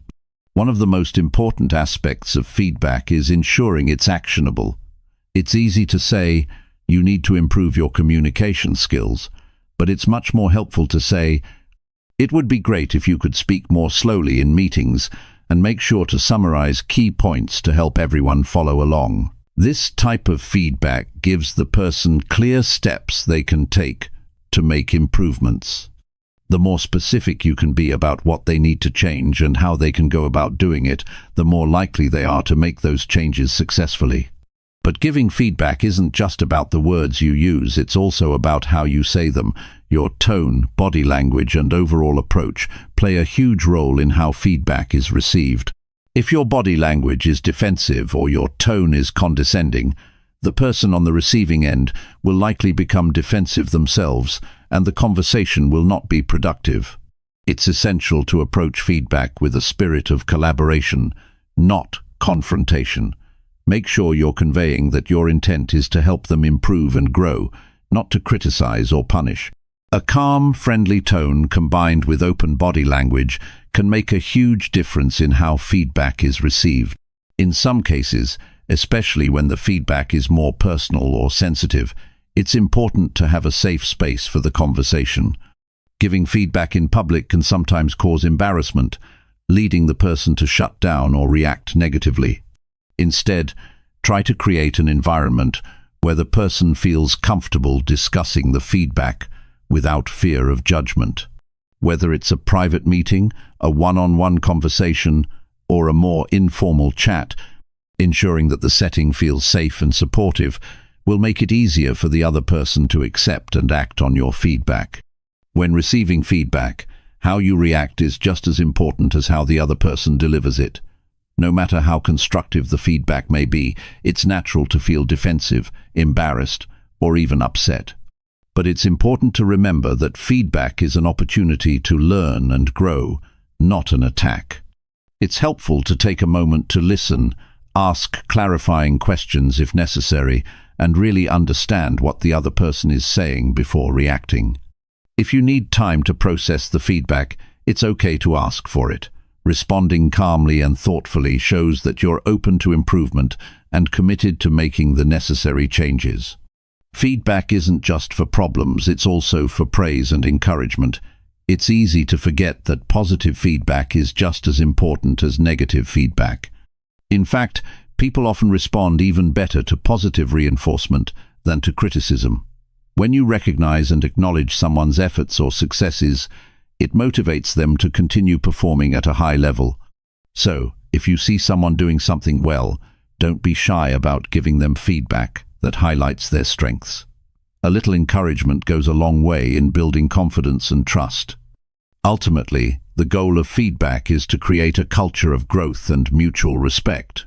When feedback is given in a way that is specific, timely, actionable, and delivered with empathy, it fosters an environment where people feel comfortable learning from their mistakes, building on their strengths, and improving their performance. This creates an atmosphere of trust and collaboration where everyone can thrive. By focusing on both the positives and areas for improvement, feedback can become a powerful tool for continuous development and stronger relationships, whether at work, at home, or in any other area of life. Chapter 13. Telling stories people remember. Telling stories has always been a powerful way to connect with people. Since the beginning of human history, we've communicated through stories, whether through word of mouth, written records, or now through digital platforms. Stories are compelling because they engage us emotionally. They capture our attention, and they make complex ideas easier to understand. When we share a story, we allow others to see the world through our eyes, to feel what we've felt, and to experience something that may be new or unfamiliar to them. The art of telling stories that people remember isn't something reserved for professional speakers, writers, or marketers. It's something that each of us can develop and use in everyday conversations. Whether we're sharing an experience with a friend, telling a colleague about a project, or trying to motivate a team, stories can make all the difference. But it's not just about the content of the story, it's about how we tell it. A well-crafted story can turn a mundane message into something memorable. At the heart of any great story is an element of relatability. People remember stories that resonate with them personally. If you're sharing a story, think about who your audience is and how they might relate to the experiences you're talking about. What challenges have they faced that are similar to the ones in your story? What emotions are they likely to feel based on the situation? The more you can tap into the emotions, struggles, and desires of the people you're speaking to, the more likely your story will stick with them. But relatability alone isn't enough. Structure is key. Every good story has a beginning, middle, and end. Without these, a story can feel aimless or disjointed. In the beginning, you want to introduce the characters or the situation. You want to set the scene and give the audience enough context to understand what's at stake. The middle of the story is where the conflict or challenge arises. This is where things get interesting, where the audience starts to feel the tension. The resolution comes at the end, where the challenge is resolved in some way, and the audience is left with a sense of closure or insight. Without this structure, stories can feel incomplete or unsatisfying. A lot of people are afraid to tell stories because they think they need to be perfect or dramatic to capture attention, but the best stories often come from the simplest, most genuine experiences. A story doesn't need to have a grand plot or a huge twist to make an impact. Sometimes the most powerful stories come from everyday moments. Think about the last time you had a conversation with a close friend or family member. It wasn't about grandiose events, but rather the small, relatable details that made the story meaningful. When you tell a story that's rooted in authenticity, people can connect with it in a way that feels real. One key aspect of effective storytelling is the use of details. Details bring your story to life, making it more vivid and engaging. Instead of simply saying, "It was a difficult situation," describe what made it difficult. What did you feel? What did you see? What were the stakes? The more sensory details you add, what you heard, saw, or even smelled, the more your audience will feel like they were there with you. A story with rich details feels more alive, more real, and more compelling. However, while details are important, it's also essential to keep the story focused. It's easy to get carried away with too many tangents or unnecessary information. A good story has a clear point or message, and every detail should serve to support that message. If something doesn't add to the story or help move it forward, it's better to leave it out. People appreciate stories that get to the point and don't waste time. That doesn't mean you shouldn't be descriptive or engaging, just be mindful of what matters and what doesn't. Another important element of storytelling is emotion. Emotions are what make a story memorable. People remember how you made them feel, even more than they remember what you said. When you tell a story that evokes emotion, whether it's joy, fear, sadness, or excitement, you're tapping into something deeper than just the facts. Emotion connects people on a human level. It makes them feel something that resonates with them long after the conversation is over. As you tell your story, don't be afraid to show vulnerability. Vulnerability is one of the most powerful tools in storytelling. When you're open and honest about your struggles, failures, or moments of doubt, people can relate to you in a way that they can't if you're only sharing successes. Vulnerability humanizes you and makes you more approachable. It creates a sense of trust and connection. And often, these are the stories that people remember the most, the ones where you show who you really are, rather than just the polished version of yourself. Another aspect to consider is timing. The best stories are told at the right time. If you're telling a story in a conversation, it should fit the moment. Don't force a story into a situation where it doesn't feel natural. The flow of a conversation matters. If you're sharing a story to make a point, make sure it's relevant to the topic at hand. And, just as important, know when to stop. A story can lose its impact if it goes on too long or feels like it's dragging. Keep your story concise and make sure it has a clear ending. One technique that's often overlooked is the use of pauses. Pauses are incredibly effective in storytelling because they build suspense and give your audience time to absorb what you've just said. Pausing at key moments, especially before a big reveal or punchline, can heighten the emotional impact of the story. It gives your audience space to reflect on what's been said and builds anticipation for what comes next. Another important element of storytelling is engaging the audience. A story is a conversation, not a lecture. This means that your audience should feel like they're part of the experience. One way to do this is by asking questions during your story or involving them in some way. For example, instead of just saying, "I learned an important lesson that day," you might say, "Have you ever been in a situation where you thought you couldn't handle it, but you found a way to push through?" This gets your audience thinking about their own experiences and makes them feel more connected to your story. At the end of the day, the power of storytelling lies in its ability to connect. It's a tool for building relationships, for creating empathy, and for sharing our experiences with others. The stories we tell shape how we are perceived, how we relate to one another, and how we make sense of the world.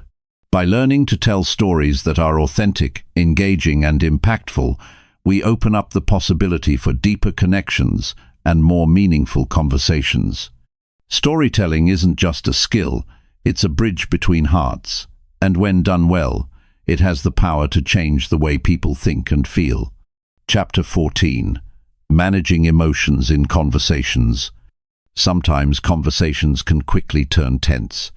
Emotions run high, words get exchanged, and before you know it, what could have been a simple discussion becomes a full-blown argument. We've all been there. You're trying to express something important, but it's hard to get the words right without feeling frustrated. Or perhaps the person you're speaking with is defensive, unwilling to listen, and suddenly the situation is spiraling.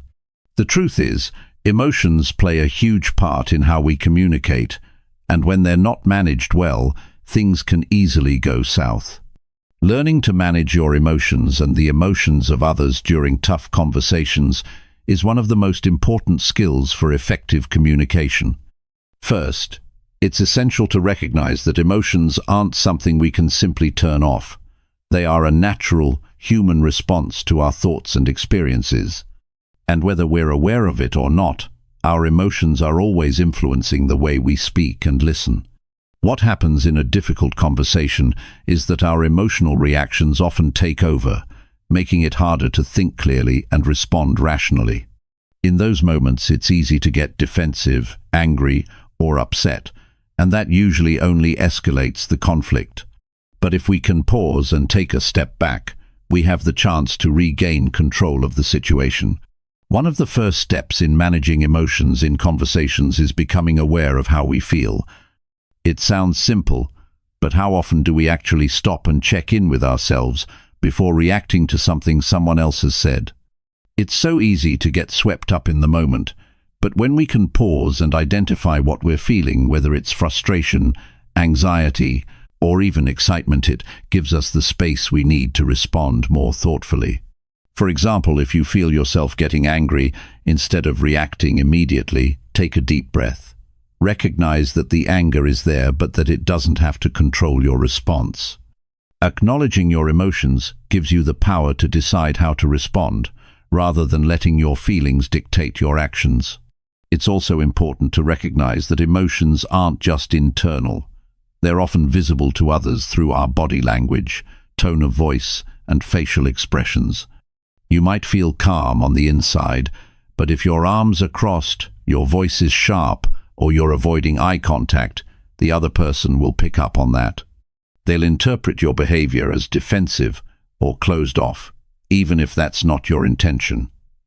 Being aware of these nonverbal cues can help you manage the message you're sending. When you feel emotions starting to rise, try to keep your posture open, your tone neutral, and your facial expressions soft. It's not always easy, but it can make a huge difference in how the conversation unfolds. Another way to manage emotions in tough conversations is to practice active listening. Often, when emotions run high, we stop listening and start thinking about what we're going to say next. We're too focused on defending our own point of view that we fail to truly hear the other person's perspective. This creates a barrier between you and the person you're speaking with. Instead of trying to form a response while they're talking, focus entirely on what they're saying. Listen to understand, not to react. This can lower the emotional intensity of the conversation because it shows the other person that you care about their thoughts and feelings. When they feel heard, they're less likely to escalate the conversation, and you can both work toward a more productive outcome. Another tactic to manage emotions is empathy. When you understand where the other person is coming from, it becomes easier to keep your emotions in check. Try to put yourself in their shoes and imagine what they might be feeling. If someone is upset, it might not be about you. It could be because of a personal struggle they're dealing with, or they may feel unheard or dismissed. When you approach the conversation with empathy, it's easier to stay calm and respond with compassion. even if you don't agree with everything they're saying. Sometimes, no matter how hard we try, the conversation simply becomes too heated. When this happens, taking a break can be one of the most effective tools for diffusing the situation. There's no shame in pausing the conversation and saying, "I think we both need a moment to cool off." Stepping away from the situation gives both people the opportunity to gather their thoughts, calm down, and return to the conversation with a clearer mind. This is especially important if emotions are starting to get the best of both parties. It's often the case that the conversation will be more productive once both people have had time to reflect on what's been said and what they want to achieve. Another way to manage emotions is through positive self-talk. It's easy to get caught up in negative thinking when we feel emotionally triggered. We might start thinking, "This person is never going to understand me," or "I'm just wasting my time." These thoughts can make it harder to stay calm, and they can also make the situation feel more personal than it actually is. Instead of falling into these patterns of negative thinking, try shifting your internal dialogue. Remind yourself that this is just a conversation, that it's okay to disagree, and that staying calm will help you communicate more effectively. You don't have to win every argument or convince the other person that you're right. Focus on finding a solution or understanding the other person's perspective. Managing your emotions doesn't mean you have to suppress them. It's not about pretending that you're fine when you're not. Rather, it's about channeling those emotions in a way that doesn't derail the conversation. When you feel frustrated or upset, express that in a constructive way. Instead of saying, "You always do this," try something like, "I feel frustrated when this happens because it makes it hard for me to communicate." By framing your emotions in terms of how they affect you, rather than blaming the other person, you open the door for a more productive dialogue. Sometimes the best way to manage emotions is simply to stay present. When things get emotional, our minds often race ahead, imagining all sorts of outcomes and possibilities. This can make it harder to stay grounded in the present moment, which is essential for effective communication. Focus on the here and now and the conversation at hand, on what's being said, and on the solutions you're trying to find together. Staying present will help you keep your emotions in check and maintain a clear head throughout the exchange. Difficult conversations are a natural part of life. No one enjoys them, but they are often necessary for growth and progress, whether in personal relationships or professional settings. By learning to manage emotions, both your own and others, you can ensure that these conversations remain productive and respectful. When emotions are handled well, it becomes easier to communicate honestly, solve problems, and build stronger, more meaningful connections with the people around you. And in the end, that's what effective communication is all about. Chapter 15. Sometimes silence is the best response. There's a lot of power in silence. In the rush to always say the right thing, to keep the conversation going, we often overlook the strength that comes from pausing and giving space. Silence can be a powerful tool, especially in tough conversations or when emotions run high. At times, it's more than just not speaking. It's an intentional pause that allows both you and the other person to reflect, digest, and perhaps reconsider what's been said. Knowing when to be silent is just as important as knowing when to speak. Imagine a moment when a heated argument is unfolding.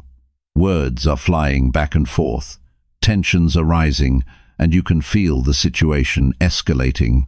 What if, instead of continuing to argue, you chose to step back and embrace the silence? Instead of saying something you might regret later, you simply take a breath and let the moment pass. By holding back from responding right away, you create an opportunity to calm down, think clearly, and avoid making the situation worse. Silence can be a way to regain control and prevent things from spiraling. Often, when we're involved in a conversation, we're thinking ahead to what we want to say next, especially if we feel strongly about something. The desire to respond quickly is natural, but it can lead us to react impulsively rather than responding thoughtfully. Pausing for a moment allows you to take a step back, collect your thoughts, and then decide what you want to say with a clearer perspective. In those moments, silence can be the wisest choice, especially if your emotions are running high or if the conversation is becoming unnecessarily tense. You might be surprised at how often a pause can turn a potentially negative interaction into something more meaningful and productive. When you choose silence, you also give the other person space to think. Sometimes, people don't know how to express themselves clearly, and in that silence, they may come to realize what they really want to say. It's easy to get caught up in the need to fix the situation or find a resolution right away. But the truth is, some answers need time to surface. Silence allows both parties to reflect and think before reacting. And when both sides have that opportunity, it often leads to more thoughtful, less reactive communication. There's also something deeply respectful about silence in conversation. It shows that you value the other person's thoughts and feelings. Instead of talking over them or cutting them off, you let them speak at their own pace, giving them the room they need to express themselves fully. Sometimes, when we're talking with others, we become so eager to share our point of view that we forget to listen. A moment of silence can be the most respectful thing you can offer in an exchange. It lets the other person know that their words matter. Silence can also create a sense of comfort. Imagine sitting with a close friend or family member in complete silence, but feeling completely at ease. There's no need for constant chatter, no pressure to fill the space with words. This type of silence is a quiet form of connection. It's the kind of silence that doesn't need to be uncomfortable because it's built on trust and understanding. It's the same kind of silence that can exist between two people who've shared a long day together, not needing to speak to feel close. In the right context, silence isn't an absence of connection. It's a space where both parties can simply be without the pressure to perform in a conversation. In a tough conversation, silence can help you avoid saying things you might later regret. We've all had moments when we've let words slip out in the heat of the moment, words that we wish we could take back. Silence is a safeguard against that. Instead of reacting impulsively, a moment of stillness gives you the chance to process your feelings and choose your response carefully. It's easy to think that saying something immediately will help resolve a situation, but sometimes the best resolution comes from giving things time to settle. By holding your tongue, you create space for yourself and for the other person to approach the situation with a clearer mind. One of the most profound aspects of silence is its ability to change the dynamic of a conversation. Sometimes, when we're speaking with someone who's upset or angry, they might be expecting us to react in a certain way. They might be anticipating a defensive response, or they might want us to counter their argument. But when you stay silent, it can disarm them. It forces them to reconsider their own approach, and sometimes even make them stop and reflect on what they've said. The lack of response is often enough to shift the tone of the conversation from confrontation to collaboration. By choosing silence, you give yourself the chance to break free from the usual cycle of escalation.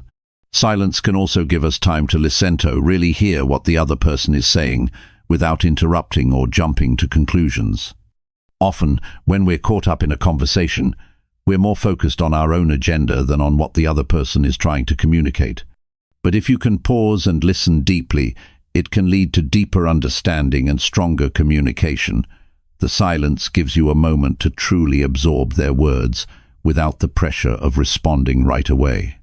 There's a certain power in choosing silence as a response. It's not weakness, it's strength. It's knowing that not every situation requires a response, and that sometimes the most powerful thing you can do is simply be present and listen. This kind of silence can be an act of self-control and emotional intelligence. You're demonstrating that you're not controlled by your immediate impulses, but that you're thoughtful, composed, and willing to allow the conversation to evolve on its own terms. When you're in a heated conversation or when tensions are high, sometimes silence can be the very thing that creates space for healing. Words can hurt, they can wound, and they can escalate conflict. But silence Silence creates the opportunity for both people to reflect and recalibrate. It gives the conversation room to breathe, and in that space, the chance to find clarity. Silence is not about avoiding difficult conversations or avoiding conflict altogether. It's about being intentional with your words and actions, knowing when to speak and when to stay silent. Silence is not a gap in communication. It's a tool that, when used correctly, can make your communication more thoughtful, respectful, and effective. In a world where we're constantly bombarded with information and conversation, sometimes the most powerful thing you can do is pause and allow space for silence.